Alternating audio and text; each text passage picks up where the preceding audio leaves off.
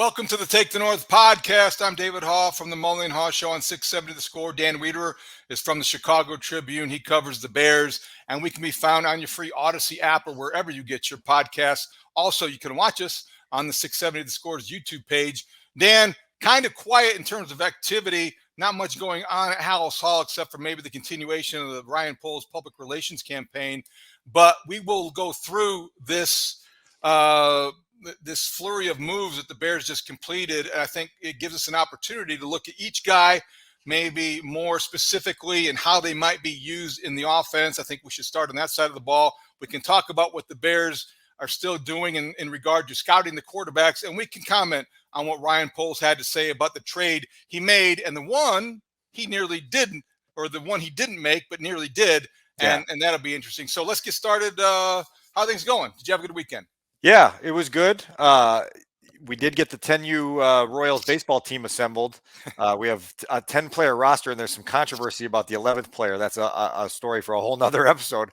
But I feel good about what the 10U Royals are going to do with free agency, David. I think it's like, if you've ever been to the beach and there's like this long stretch of good surf, and it's like, the waves are crashing, they're great. And then suddenly it just calms down and it's calm, and all of a sudden the seas, there's nothing on them. That's what it feels like right now for the Bears. They made 10 additions last week to their roster. That includes DJ Moore. And now it's just kind of quiet as the second and third waves of free agency begin. And I think they'll obviously have some say in continuing to fortify their roster. But we have reached a little bit of that lull period here as we prepare to cross this bridge into next week, which will be the owners' meetings down in Arizona, which will have a lot of activity as well. Before we go player by player on the new offensive guys, about that lull, about that time between the owners' meetings and the first wave of free agency and the draft still, about over a month away, what are the Bears looking for right now? I think the second or third wave, if you will, CJ Chauncey or Gardner Johnson signed with the Lions. That was a big signing for the division. There's not many other players out there, I think, that are worth a lot of money or heavy investment, Dan, but what are they looking for if they're looking at all? And how do they explore the trade market if that's one way that they would be looking for new players? Yeah, I think you're going to wait on that and probably until after the draft, because you still have resources to use to fill holes that you have. For what they're looking for, I think it's anything and everything. I mean, you go down this roster, David, and there's not a lot of high-end talent. There's not a lot of quality depth, and you have a lot of holes to fill on both sides of the ball at pretty much every position. And so you have to be open-minded through this. I wrote at chicagotribune.com for Monday morning that, look, you've got one guy on your roster who has been an all-pro selection at any point in his career. That's Eddie Jackson. Only two others have been honored with Pro Bowl recognition. It's Cody Whitehair and Tremaine Edmonds. And so you understand how much work there is to do just to get the high-end talent on this roster, which hopefully will come through a series of really, really good drafts over the next few years.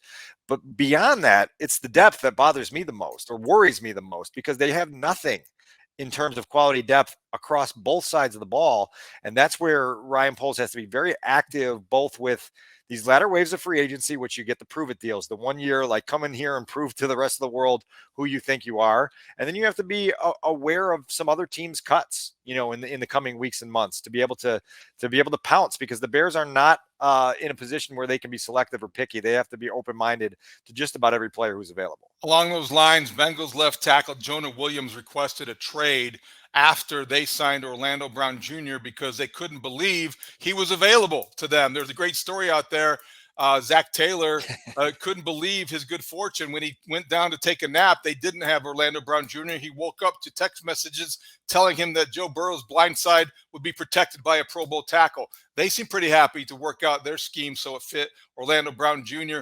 But as a result of that, their current incumbent left tackle, Jonah Williams, wants out of Cincinnati. Could that be a possible call that Ryan Poles makes? Not that he's a guy that would answer every question, but they're, like you said, the depth is what is the biggest concern. Even if you're not necessarily getting frontline Pro Bowl type players, you need bodies that you can trust on that offensive line. Well, no question. But I do think that you are in a holding pattern in terms of giving up too much resource-wise, and you want to try to build this thing through the draft.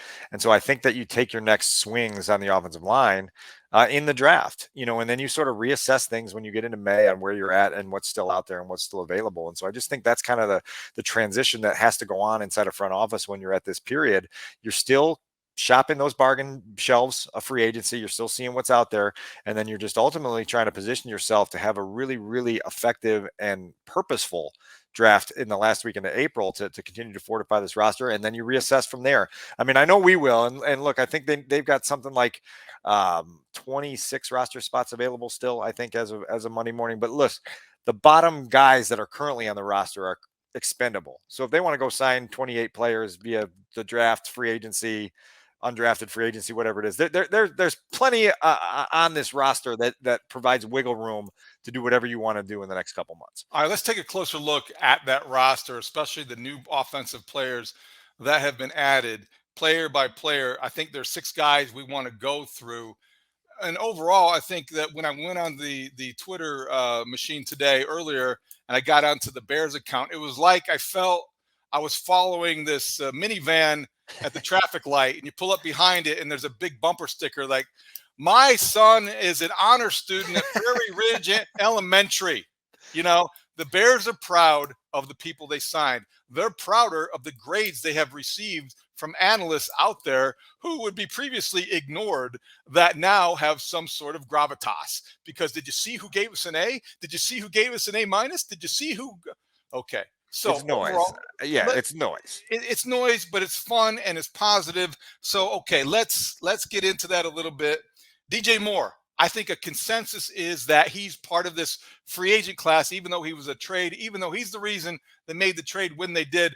Dan, schematically, number one, how does he fit? You know, the XYZ, if you want to get into that, but also how does he change the way that the passing game will evolve and how quickly it will develop? Look, I mean, that's going to be up to Justin and DJ. You know, they went to the Bulls game the first night they were together in Chicago a week ago. They're trying to build chemistry, trying to build a relationship. DJ Moore is a guy that is, known for his separation ability.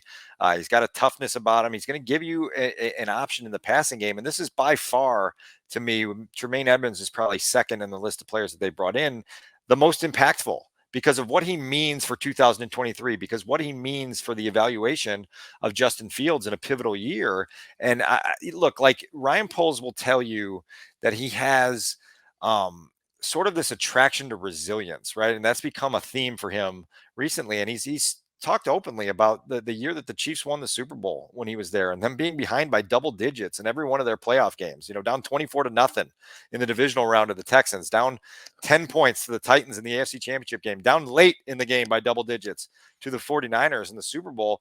And they had a team that just didn't buckle, that just never blinked, and just understood that, hey, we do things the right way, and we're going to be able to play successful football. He's looking for more of those guys. You have to have resilience, and then you have to have playmaking ability. And so the combination of those two things in DJ Moore is very attractive to the Bears, because they see a guy who's been through some stuff during his time in Carolina, seen quarterback changes left and right, and still been able to produce, still been able to keep his head down, still been able to master that NFL maxim, control what you can control, right? And that's what DJ Moore is. And I think he means a lot for where they can head in 2023. No, I like the modern NFL offenses. I'm thinking of the 49ers. There are other examples, but they have guys that are somewhat weapons in a positionless attack. And when you talk about that, it's guys who have versatility to, on one down, they're, say in DJ Moore's case, he's the outside receiver. Yeah.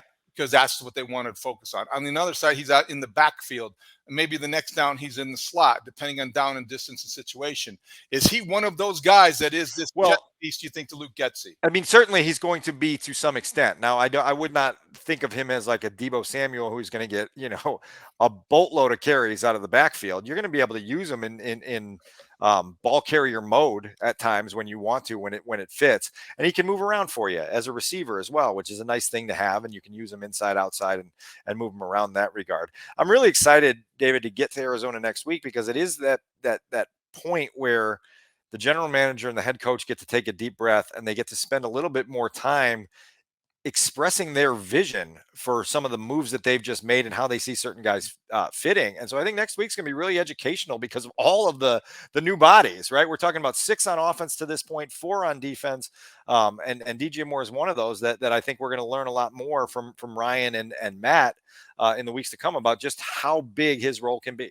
I think any receiver that comes into your organization or the one that you cover, whatever, there's always going to be, people are going to, when you're asked to describe him, look at the worst result possible, or the things that are his weaknesses or he had problems with, and then kind of maybe mask over some of the strengths. With DJ Moore, I think we were talking to an analyst last week from Carolina, and he mentioned, well, there early on there were some drops issues. Is that something that has followed him? Is that something that you're concerned about, DJ Moore's hands in Chicago? And not to some great level. I mean, we'll see how it plays out. I'm more concerned on whether he can be a 3rd and 7 go-to guy, right? And can Justin develop that trust quickly? We got to get into a situation with the Chicago Bears offense in 2023 where the ball is moving through the air on 3rd down. The ball is moving through the air in the 4th quarter, and it's not just all on the legs of the explosive quarterback to do the fireworks show. And so, look, like you heard from PJ Walker last week about understanding that in crunch time you can go his way and he'll make big plays. They have one obviously high profile example in a game deciding moment that obviously we documented last week went a different way after the penalty and the extra point miss. But you've got a guy there that hopefully quickly becomes that bullseye for Justin, and he just locks onto it and goes that way. Understanding that you also have Darnell Mooney to complement him. In terms of significance, the second most important addition to the offense is Nate Davis. He's going to start on one side, either left or right, but he's going to be a starting guard. I think much of what they do with Nate Davis will depend on the draft, maybe how quickly people develop. They also are going to look at all different combinations. We heard from Ryan Poles say the 5 best will play. He has been historically a right guard. I don't think he's played left since college. Yep. What does he offer in terms of durability? He is coming off an injury-plagued season. He ended the year on IR. Any lingering concerns there? What is the overall consensus on a Nate Davis? I always have lingering concerns with guys who ended the year on IR until I get to see them with my own eyes. It's kind of an eye test thing, and we'll get that in May, hopefully, just to make sure that everything looks right. There are times where you can see a hitch in a guy's gait and you go, oh, that doesn't look quite right, or you can see something else. Nate Davis has played his entire NFL career at right guard. It would be shocking to me if the Bears gave him $30 million and told him, hey, we're going to move you to the left side. That seems like that's his position now. And that Tevin Jenkins was kind of the guy at the end of the year that was starting at right guard. Tevin's got to move over to the left side or move into a backup role. And we'll see how that all evolves after they put together their draft class and things there. But I think Nate Davis is your week 1 starter at right guard, assuming he's healthy. And now it's about, can he give you an upgrade there? Because we can't just spend the entire 2022 season and the first 3 months of the offseason say the offensive line is weak, it's not good enough for Justin Fields, and then make one addition and say, okay, we're sturdy there. Now, you and I both are very much of the expectation that they're going to go out in the draft somewhere and draft a tackle, and figure out where to go from there. But they've got a lot of moving parts there, and they never, ever solidified that entire group due to injury and lineup inconsistency and everything else in 2022, and it was detrimental. And I think the one thing we don't know, there are 2 things we don't know, among others. What is the commitment level to Tevin Jenkins, and what did they think of the year that he had in 2022? And how do they feel about Cody Whitehair? And if they feel like he is a capable center and he would answer a lot of questions by putting him there, well, that makes sense to me. He made the Pro Bowl in 2018. It seems like it was a long time ago, but he also was a veteran that I think you're better with him than without him. And Tevin Jenkins, right or left side, if he's entrenched at right guard and he's an asset there, and Nate Davis can play the left side, it seems to me like you would have 3 veterans across the interior that, if they could stay healthy, would give you something to feel good about. And then you fill around the tackles as the kind of maybe it's a rookie, maybe it's Braxton Jones, but that could be your 5 if things fall into place. Right. And hopefully quickly. We got to training camp last year and they said the sooner the better. Well, that sooner the better mantra still stands, because they need to get things as solid as possible walking into September with Justin Fields, because we're setting this up to be a major, major test of what his future in the league is, and obviously his future with the Chicago Bears is. Let's move on in terms of the running game to the running back. Dante Foreman from the Panthers comes over. He's a journeyman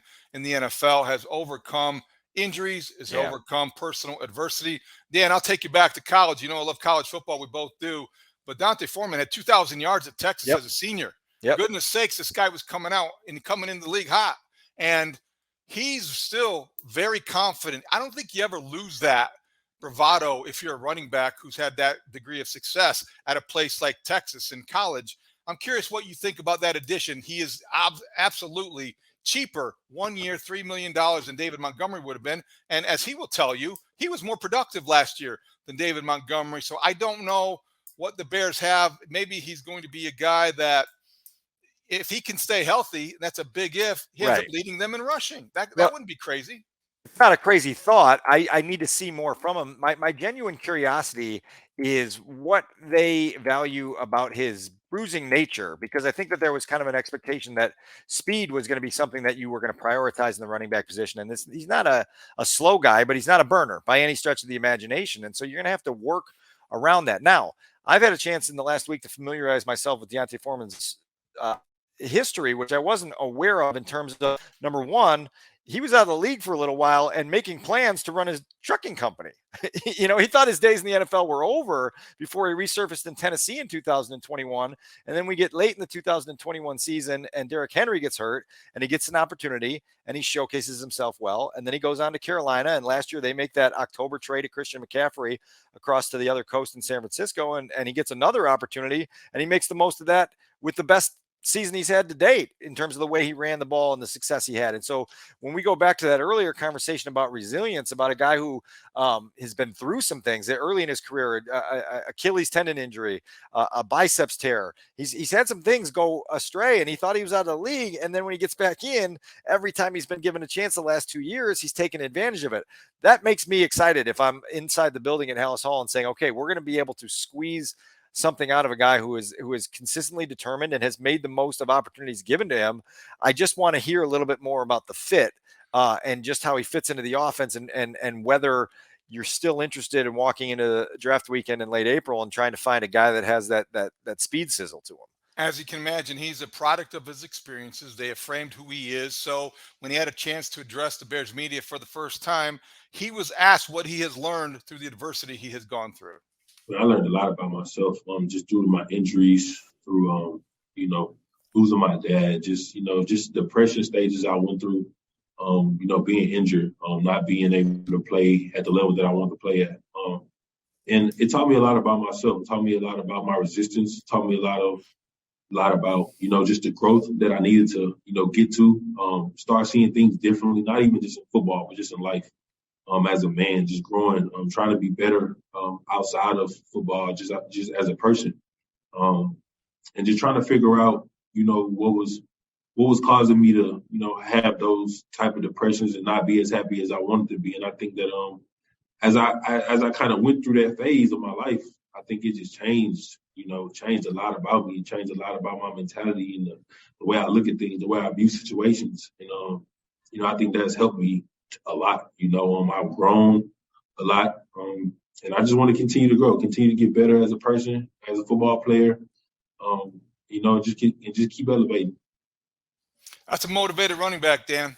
Yeah, I think it was the fall 2021. He referenced the passing of his father. He died in a Freightliner accident. A really tragic event, and you understand that these are human beings who have been through a lot of stuff, and so it's going to be really I guess fun to get to know D'Onta Foreman a little bit better in the spring months, and then watch him progress into training camp and see how he maximizes this latest opportunity. And we can describe everything he is as a runner, but it's better to hear from him himself. This is how he described D'Onta Foreman, the runner. I think I'm a tough runner, hard-nosed runner, but also feel like, I got a little finesse. I could make some guys miss. I think that's another part of my game that I want to kind of instill is, getting better in the open field, making guys miss in the open field. But I think breaking tackles and, just setting up my runs, setting up the blocks, and getting really what I want. I think that's probably a big thing, big part of my game. And also, I think what people don't give me credit for, because I haven't been able to show it a lot with the teams I've been on, was, how well I actually catch the ball and, what I could do in the backfield as far as being a receiver. I think, that's something that I really want to showcase. So, I'm looking forward to it, man. I think, being here, if I get that opportunity, I think it'll, take my game to a different level. I think he'll get the opportunities, Khalil Herbert has to stay healthy. It's a good 1-2 punch. They may draft a guy still. Yeah. Wouldn't preclude them from doing that, but I think Foreman goes in as a guy that's going to get a lot of touches. The contract you gave him doesn't require you to give him a lot of touches if you find someone else you like better. And so that's just something to prepare yourself for. I need to see what happens on draft weekend, how many guys they bring in, if there is a running back as part of that mix, how they kind of envision that guy fitting in. But you certainly have a proven productive pro who's done a lot the last 2 years to show that he's back on solid ground, both physically and emotionally. And so hopefully they can take advantage of that. Speaking of someone who's overcome a lot through an ACL injury and surgery, Robert Tonyan, the tight end from the Packers, who apparently always considered himself a Bear, was destined to play for the Bears growing up in McHenry. Brian Urlacher fan. I love this kind of backstory, but Dan, from a football perspective, if he stays healthy, he gives Justin Fields another red zone option. I remember when he was bursting onto the scene, it was more than just maybe Aaron Rodgers helped create Robert Tonyan, but he made clutch catches when he needed to, and he deserves the credit for being able to ascend and become the player that was sought after in free agency. I think this is a pretty interesting addition. Well, I think back to last preseason, and I wrote a story going into the home opener of the preseason about these local kids that were so eager to play for the Bears. At the time, it was Jack Sanborn and Michael Schofield and Micah Dew Treadway, and you had this whole host of guys that were eager to take advantage of that opportunity. Well, now you've added T.J. Edwards and Robert Tonyan to that list, and we joke about it, but it is almost like this coaching staff and this front office has put that as a box on their checklist, that it's a plus if a guy has the hometown passion for the organization because they think they can squeeze more out of it. I don't know that there's anything to that, but I don't know. Do you agree? It feels like it's become more than a coincidence at this point. All these guys that have wound up wearing this uniform that wore it as kids out at their own schoolyard. It's on brand. And it's a little hokey if that is a factor in the evaluation. I think it's got to be more coincidence than design. I hope so, because while it's an important thing, and you love the idea of having players who care that much that they're going to be giving that much extra on Sunday for the team they grew up rooting for as a kid, I don't know that you go out and you pursue those guys because of that. I think it's part of maybe it's a bonus, it's a trait, it's something like, oh, I didn't know that. That's great. But I don't know. I think that it is very undeniable because they've got their own. Imagine, I think it's probably a good way too to ensure that Soldier Field's never going to be empty. Apathy's not going to be as big of a problem when you have all these locals. Family Fest in August going to be a raucous time once again. Look, like Robert Tonyan is a guy who, by his own admission last year, struggled to get back to the level that he wanted to be at coming off the ACL injury. I'm still curious to kind of feel out how he makes his way with a quarterback that isn't a first ballot Hall of Famer. It's really easy to have your production. Are you sure about that yet? Can you say that about Justin Fields yet? Are you picking him apart again, Dan?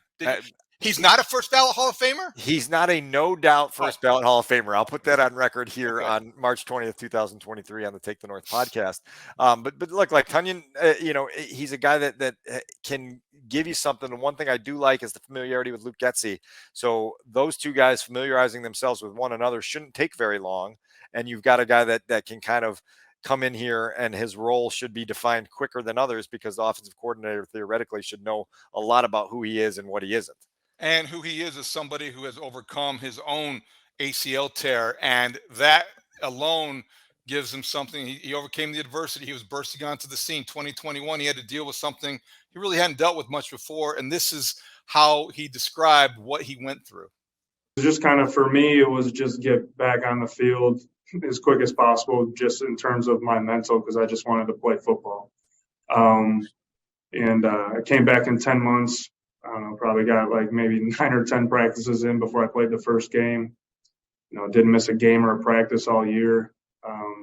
It is different. It's difficult because, you don't play football for a whole year and your body and mind kind of check out of the actual football aspect of things, like neurologically speaking. Your body's not used to those movements and playing and straining and stuff like that. But towards the end of the year, like the last 4 games after our late bye week, I just kind of started feeling like myself again and being able to put like my brand of football out there. that I was seeking, and just kind of ended strong and just gave me, a better feeling about going into the off season and going into this process. Smart addition, Robert Tonyan. I like the role that he could play. Did you ever tear your ACL? No, I had a bad sprain, had to miss a game with the. No, I was able to avoid the knife. Me neither. I became familiar in 2012 covering Adrian Peterson's well-documented recovery from the ACL tear about proprioception, which is part of what Robert Tonyan was alluding to there, which is like your brain's ability to understand the movements after you've had this reconstructive surgery, and it does take some guys a little longer than others to get that connection back and to get that feeling back. And so it was really interesting to kind of hear him touch on that a little bit, and we'll see where he is at in the spring. And obviously feels like he's on the right path to being back to who he wants to be. Let's quickly get through the last two guys who they're adding to the offensive depth chart. Travis Homer, who is running back 3, RB3, I guess, and PJ Walker, QB2, because Trevor Siemian was waived after or since our last podcast. And I think it's interesting because PJ Walker is not stylistically like Justin Fields as much as maybe Trevor Siemian was. That was a little bit of a surprise, Dan, once they start looking at the profile and the background. He is accomplished. He is a former Panther, which might qualify him uniquely for this offseason. Yeah. But I'm not sure about that move. I don't know how good I feel about that, even though his experience. Travis Homer, good guy for special teams, so that one makes sense. Well, fun interview I had the other day with Joe Person of The Athletic, who's very familiar with all these former Panthers. And the one thing that I took away from his analysis of PJ Walker is just the fact that this guy has come in and won. Right? Like, he's been a QB2 and he's been needed at a moment's notice a couple different times and has shown the ability to go win a football game. Right. And sometimes that's a big part of the battle in this league, particularly in Chicago, where QB2 usually gets one start per year, at least. Right. I don't know the last time we've had a guy start every single game of the regular season. It was probably Cutler in 2009, maybe, to be honest. Right. Did Mitch in 17? No. So so it's likely that we will see PJ Walker on the field at some point in 2023 throwing it around, and he's shown an ability to be productive when called upon. Now you also want a guy in the room that can be a valuable resource to your starter, and that's going to be up to PJ and Justin to build that relationship however they see they need to build it. And that's always a fascinating dynamic that a lot of fans don't consider. But your starting quarterback usually gives the number 2 guy some homework assignments every week, and there better be a connection there to help that process move along, because again, this all comes back this entire 2023 year. We can talk about 1,000 players, and all of it is going to hinge on whether Justin Fields takes the big leaps that people expect him to in 2023. Travis Homer comes from the Seahawks. He was proud of his pass blocking. He will get a chance to do that if he plays and is a third down guy. Do you see him supplanting Travis Ebner? Is he going to be out of a job now? What is the crowded running back room looking like? Yeah, I mean, Treston Ebner would still be Treston eligible Ebner, for your practice squad if you needed him to. I mean, Travis Homer's a special teams guy right now, right? Yeah. I mean, he's the third running back and a guy that's going to help you in all 4 phases of special teams, and so he'll find his role pretty quickly. Dan, last 2 things I want to touch on. One related to the quarterback class and one related to Ryan Poles. Let's start with the quarterback class. It's an interesting dynamic because before the trade, there was the suggestion that Ryan Poles was going to wait until he saw somebody. It would require somebody to blow him away before they would, before they would want to draft that guy number 1 overall. It's a very different scenario now. I wonder, pros and cons. Yeah. Do you go through your evaluation process with all 4 quarterbacks, even though you're sitting there at 9? And it's really unlikely to create a scenario. You'd have to be very outlandish to come up with a proposal that would make sense why the Bears would draft a quarterback there. So why would they evaluate them? So this is an interesting conversation to me, David, because I think the minute that you pulled the trigger on that trade and got rid of the number 1 pick, you closed the door on your evaluations to a large extent on the 2023 quarterback class.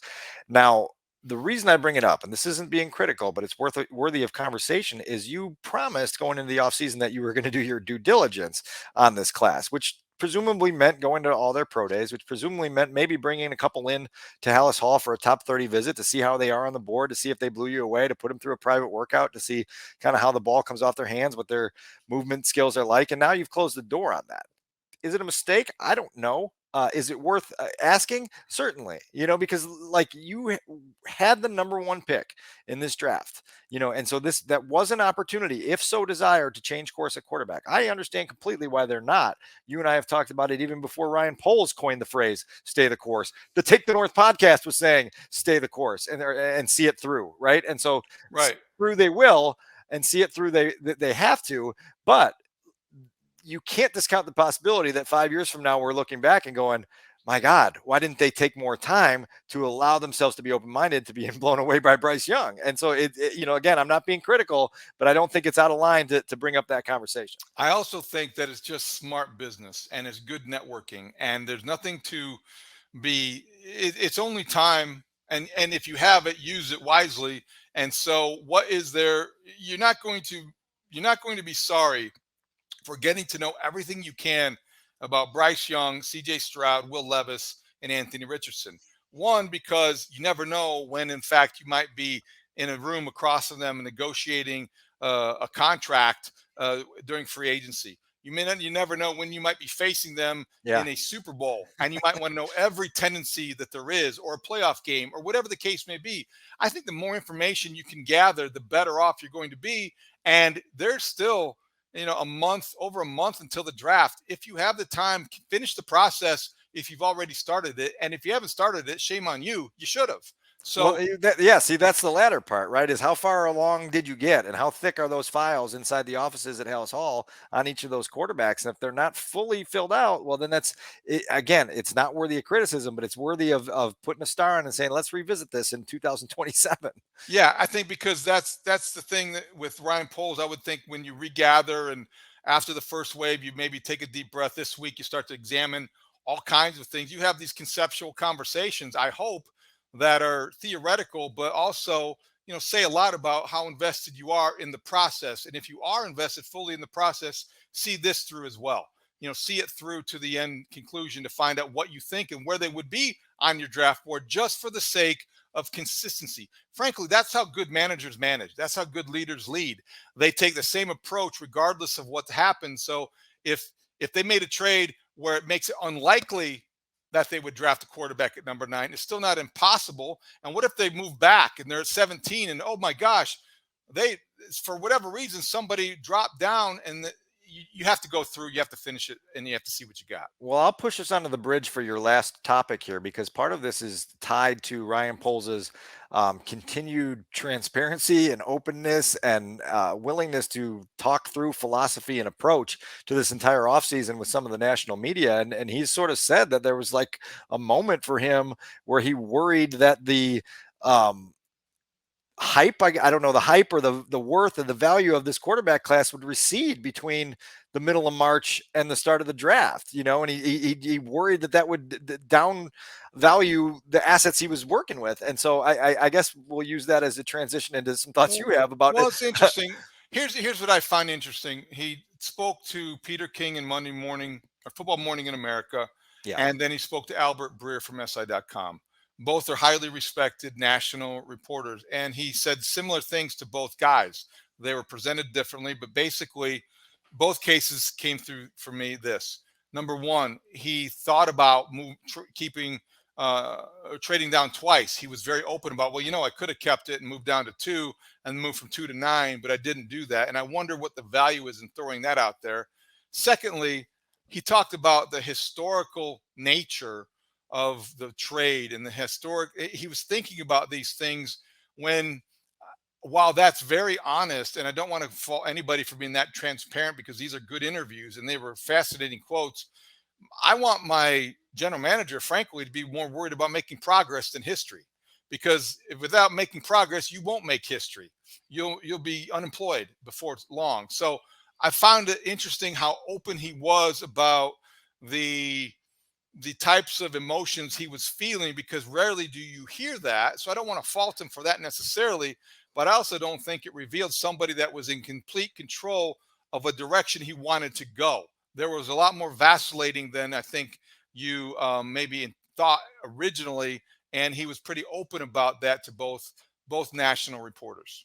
When you sit in the chair that I sit in and you're hoping that you get paired up with general managers and coaches who are willing to be transparent and forthright and honest, I find it difficult to worry when they start talking a lot, because the whole goal is to get them to talk a lot and talk more from our seat. But I know exactly what you're saying.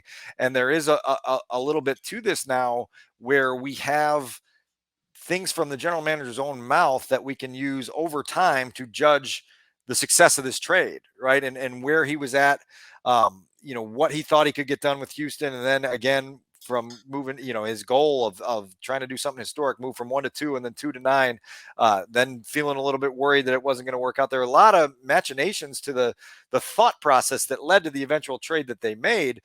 I think the more you know about how a general manager made his way from point A to Z on a decision, the better you are equipped to judge it fairly down the road. And so all this stuff, I think for you and I is a major plus in being able to evaluate this over the next month, 2 months, year, 2 years.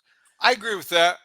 I think sometimes, and you can't have it every way, right? But I do think that when you ask for or benefit from the candor of somebody you're covering or interviewing, from a broader perspective, you want that candor to inspire confidence, not Sure. necessarily doubt.